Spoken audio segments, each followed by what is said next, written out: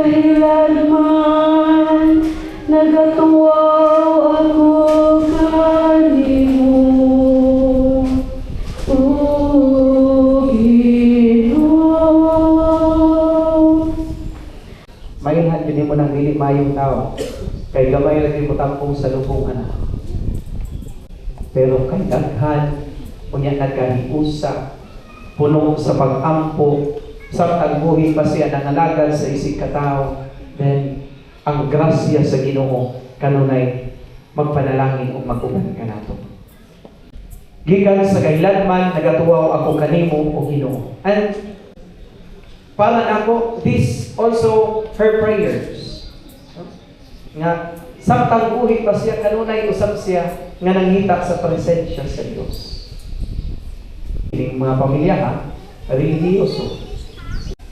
Kining tanan mubalik kayo nato diha sa pagpasalamat sa grasya sa Ginoo, taliwala sa kasakit, taliwala sa pagsulay sa pamilya, apan padayon diha adunay paglaom ang tanan. Paliw kanito ang tanan.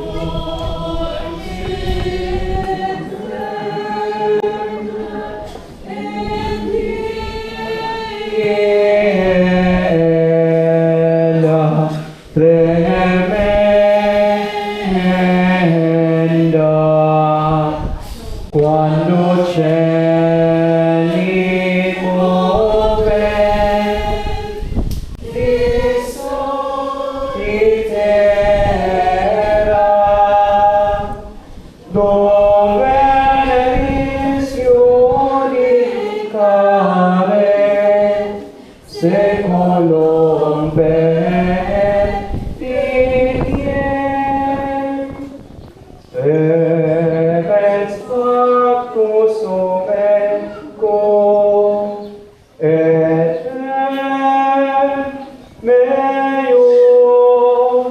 dum discosse juvelire atque ventura ira quando cieli muove di sol e terra Dei sera Dei seri calamitates et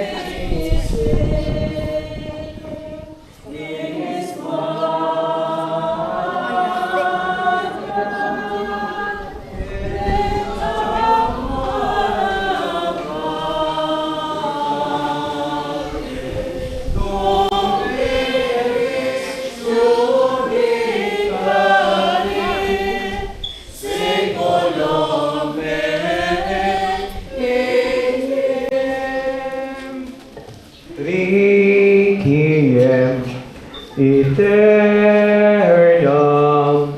dona eie Domine et lux perpetua nocea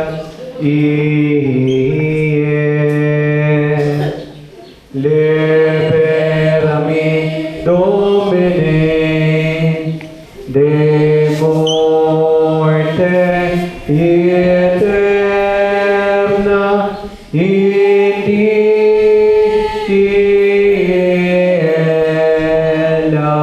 tremenda quando cieli muove di sol e terra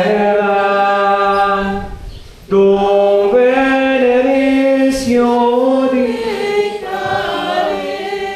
secolo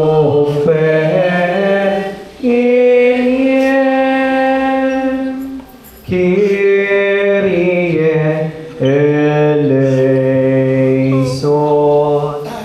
Christe eleison Kyrie eleison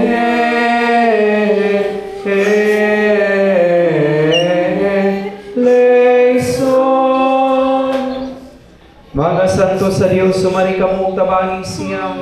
Mga anghel sa ginusugatan ninyo siya.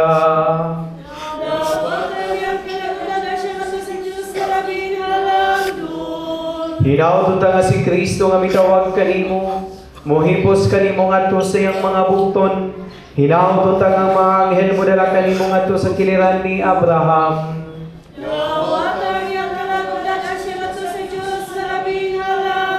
Pahulay nga dayon ihatag kaniya o Ginoo, ug ang imong kahayag mo na naguta kaniya hangtod sa kahangturan.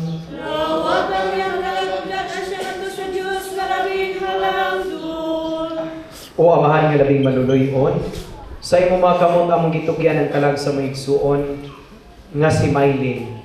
Aron mabanawon ta siya sa katapusang adlaw uban sa tanan nga namatay diha ni Kristo. Ginoo sa imo dakong kaluoy dawata ang among pag-ampo aron nablihan unta ang mga gangaan sa paraiso alang sa imong sunugoon. Sa among bahin mahupay usab unta kami sa mga punong sa among pagtuo hangtod maghiusa kami sa pagsugat kang Kristo.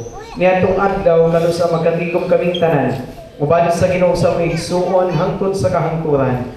Kini among ipangayo pinaagi ni Kristo among Ginoo. Pahulay na dayon ihatag kaniya o Ginoo.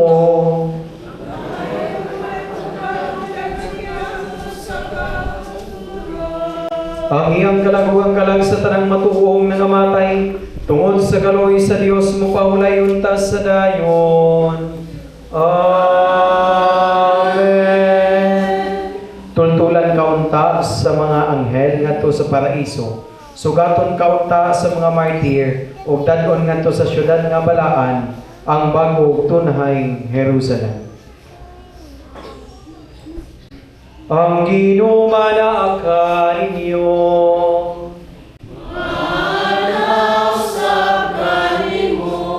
Ug manalangin kaninyo ang Dios nga makagagahom sa tanan, ang Amahan, Anak ug ang Espiritu Santo. Nahalad ang santos nga misa, mandakaw kitawban sa kalinaw ug hukma ni Kristo.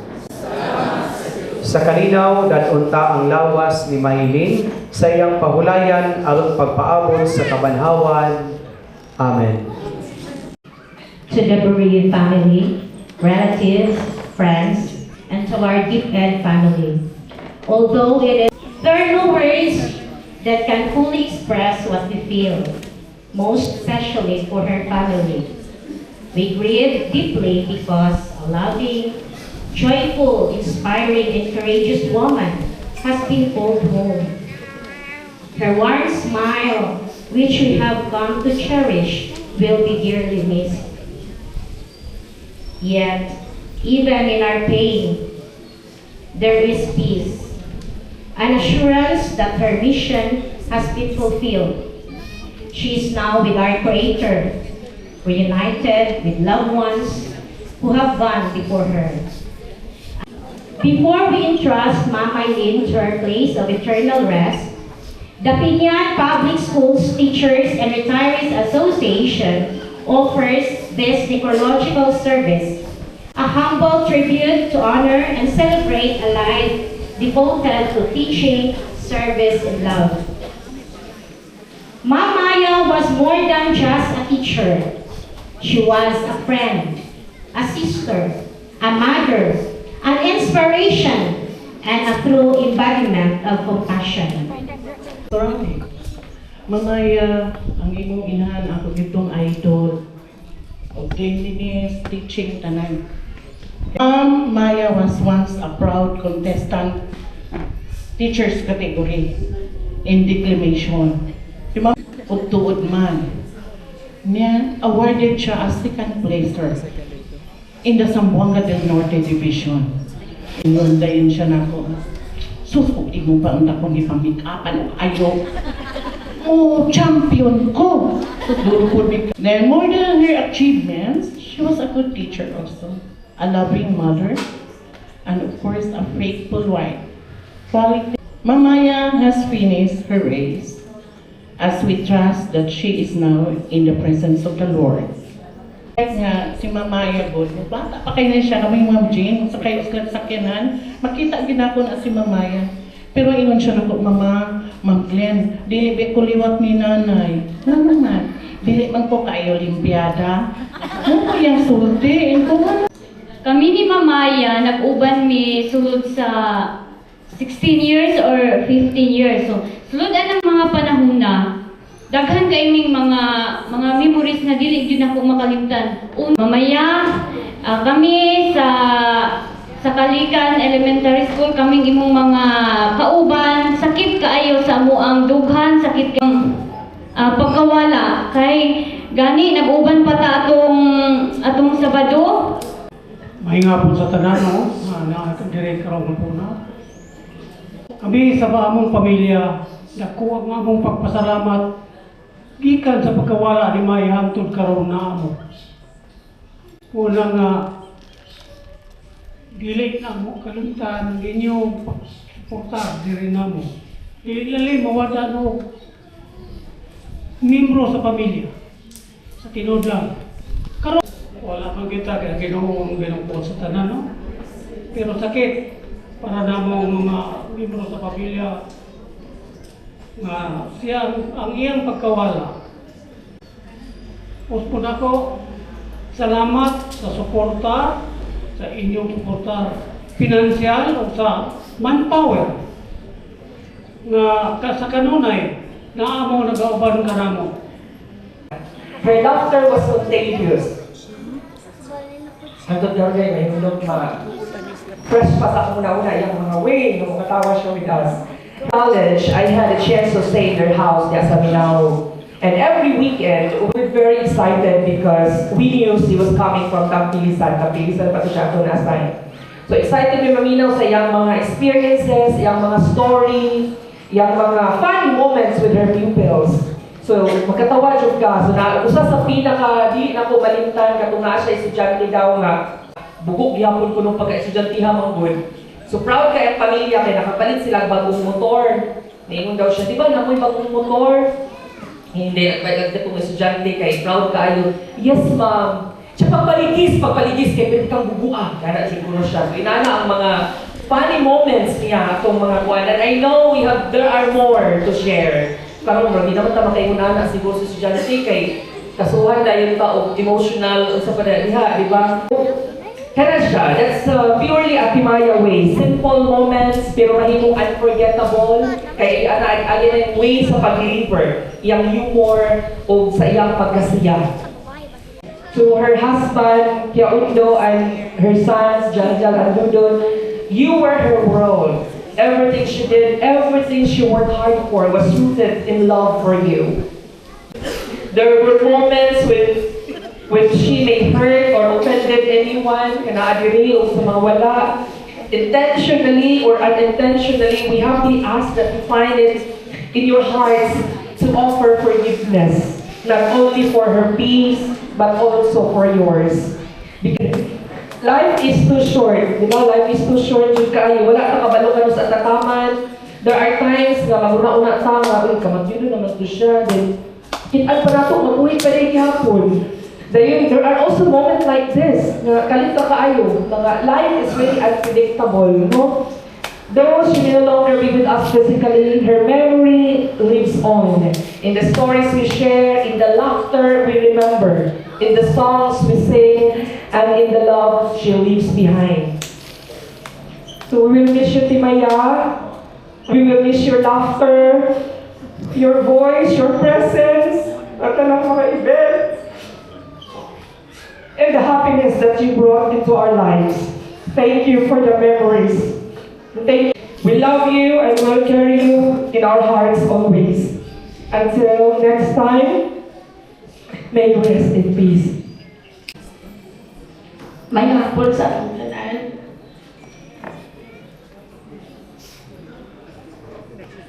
Karong adlaw ako ay pinakasakit na ito na sinabot sa kinabuhi kaya ako naglatod sa Timaya sa iyang lungwanan.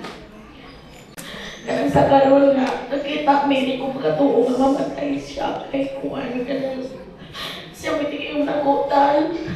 Ayaw pagpakusampan agad kay pagpanistasya tawa na usok pa. Kasi nagluya kayo ko. Kasi kapiyang niya na kapiyang ipa-check up. Inasin din sila magpa-check up siya kay everyday makita dyan niya kay magkaikian sa tipayo sa eskwelahan sa yung kaagyo. Ngayon ang siya nagtahan, wapa na kay kubalin din sa kalikan. Kay kanay yung eskwelahan, hilan mo na yung iskwela sa kwa mo, inana. Di na ito mapugan ang kamatayon, kaya di na ito hawag na atong kinabuhi. Nga siguro kadaganan ninyo labi na ang mga kaubang maestra ni Maya wala na kaila. Ako ang iyang ate. So karon pala magpasalamat kayo ko ninyo kay naamo karon diri nakahinumdum mo ni Maya nihatag mo og oras ikan sa inyo apon mo apil mo sa among pagkasubo kay nidako ang among pamilya ang gininyo po. Kay duha rami ka man nag-igsuon pero daghan gyud kaayo kadto si Lisel sa unang panahon dili pa uso ang karaoke maura nay among pakantahon kay dili di ay nato pwedeng i-rewind ang tanan nanandayin kauban pud mi anak nga nidako siya jud ang naghatag og strength para nako kontrabida og strength. O unsa ko, baliktad gyud na siya. Iara nang ipakita permanente nga dili ingon ana ate, kinahanglan ingon ani.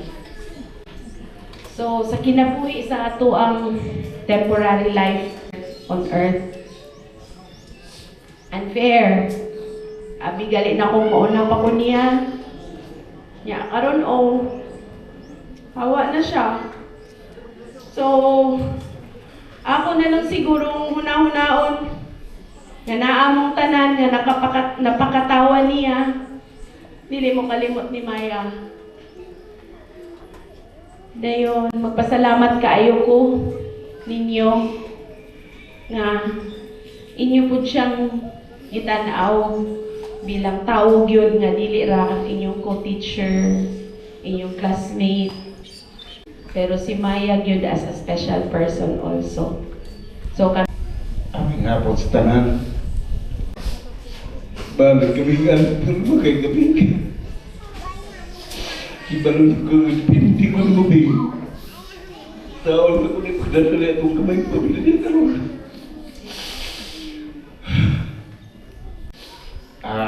Dagang salamat sa ako ang pamilyang Dumukol o Bordo Santos. Nagpasalamat kaninyong tanan nga niya karon diri nituyok sa mong kasub-anan. O sa tanang nitabang kanamo sa pinansyal. Dako yung kay katabang ang inyong suporta kanamo sa pinansyal ninyo. Daghang salamat kaninyong tanan. Labi na sa mga kauban ni Maya sa DepEd. Daghang salamat. Asa nagpiturit sa klastara ni Maya tis balay. Klastara ni Maya tis balay. Silang Mang Lorita, Mang Api, silang Mang Dalin. Daghang salamat yung tanan.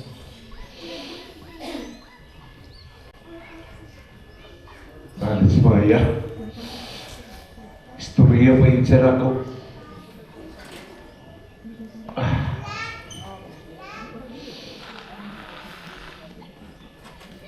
Ito lah.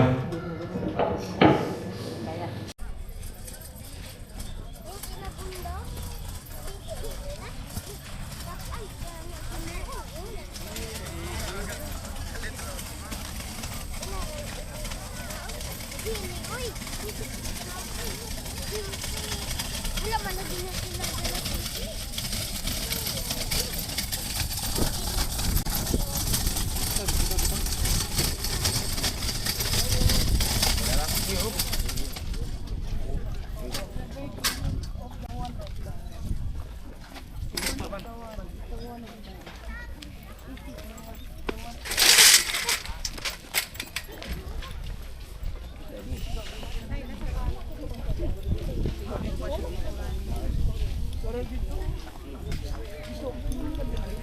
kuan si Bada Baliling ba?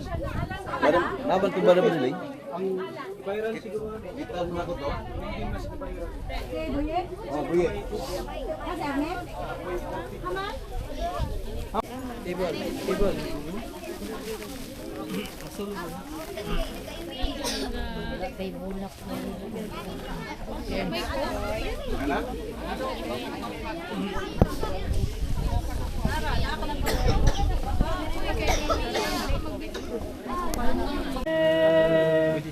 Consider all the wars they had to leave. I see the stars, I heard a roaring thunder, thy power to all the universe displayed.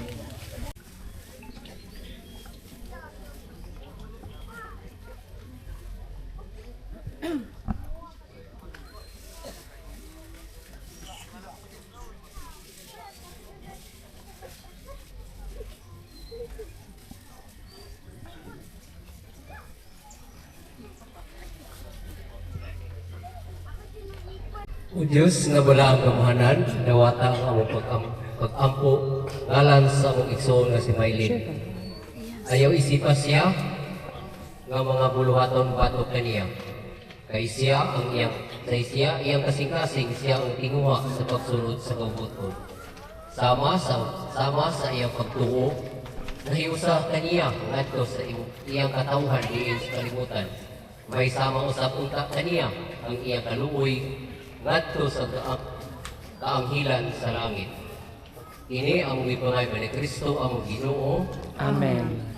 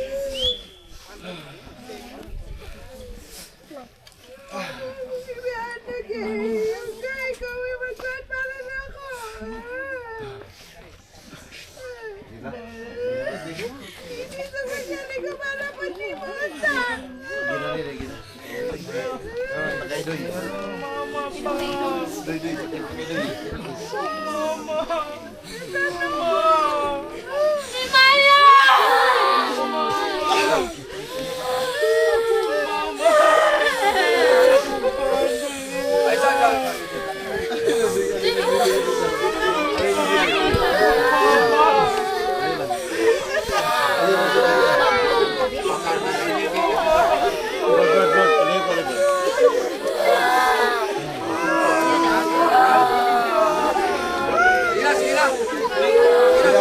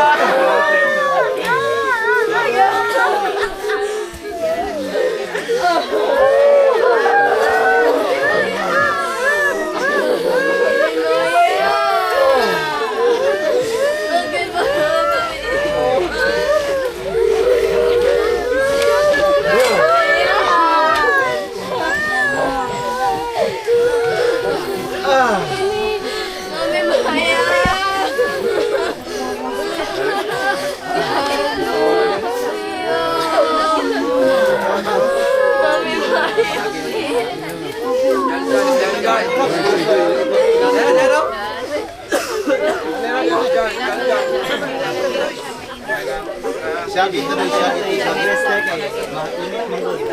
Kainit.